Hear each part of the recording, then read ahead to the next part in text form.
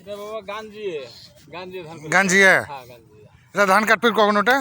এটা কাটতে কাটতে পুষ মাস পরে আর কি। পুষ মাস অগ্রহায়ণ মাসের পরে ইউরিয়া আবাদও করা যাবে নাকি? সেই জন্য এরকম করতেছেন। এটা ধানের দাম বেশি। হ্যাঁ এটা ভাত দেশি ধান না। হ্যাঁ হ্যাঁ এটার ভাতও ভালো শক্তি আগেরকার ধান। হ্যাঁ আমন ধান এটা আগেরকার দেশি ধান এটি। হ্যাঁ, এটা কি আমনের মধ্যেই পড়বে এটা নাকি? হ্যাঁ হ্যাঁ আমনের মধ্যে। এটা কোথায় লাগবে না চরগুলোতে?